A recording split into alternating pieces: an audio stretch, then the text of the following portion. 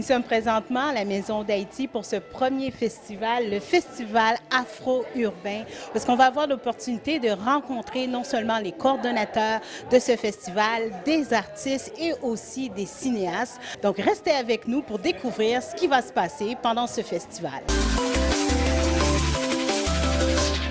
Eh bien, en ce moment, je suis producteur et réalisateur. Alors, comme réalisateur, je développe mes propres projets, que ce soit des documentaires ou je suis en train de terminer un film long métrage, une fiction que je suis en train d'écrire. Et puis aussi, j'ai une compagnie qui s'appelle Black Wealth Media.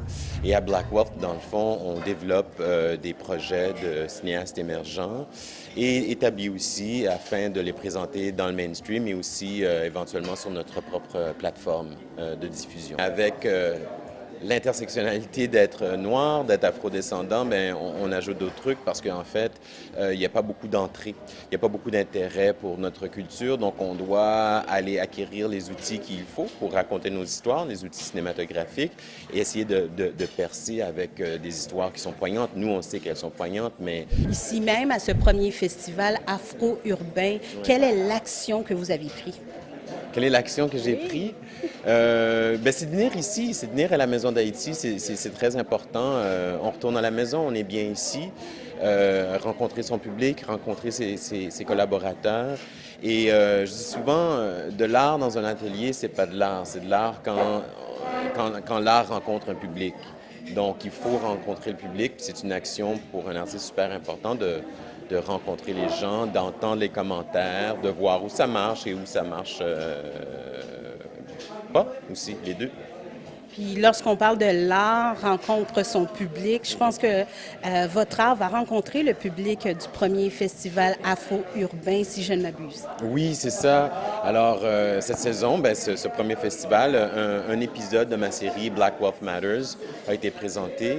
Et puis, ouais, c'est formidable, ça, de faire partie de la programmation du festival. J'ai fait une série il y a 2-3 ans qui s'appelle Black Wealth Matters, dont on a présenté un épisode tantôt, mais là, je suis sous l'écriture d'un film qui s'appelle Canaval. Alors là, le nom est assez poignant. Vous savez déjà... Je n'ai pas dit carnaval, je dis Canaval. Et quelle est la différence? Bien, ça se passe en Haïti. Le départ est à Jacmel. On est en 75 et c'est l'histoire un peu, comment je pourrais dire, c'est l'histoire de ma famille qui débarque sur une étrange planète qu'on appelle le Canada.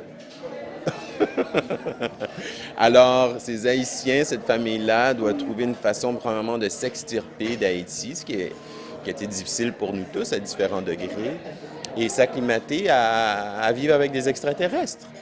Donc, j'utilise bientôt, bien sûr, les personnages du carnaval pour en faire vraiment une allégorie sur la diaspora, sur l'exode, sur la diaspora, en fait, et comment vivre avec tous ces traumas, tout en s'adaptant à une culture qui est très réfractaire.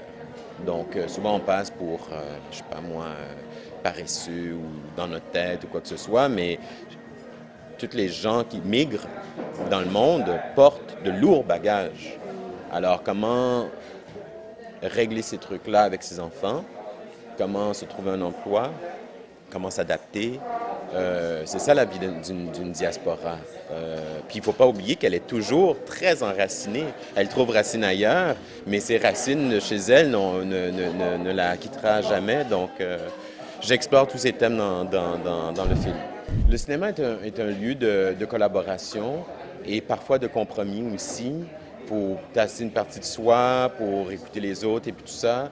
Mon conseil, c'est vraiment pas avoir de compromis. Il ne faut pas avoir de compromis sur son intégrité, sur sa provenance, sur sa culture. Comme je dis souvent, je ne marchande pas ma culture.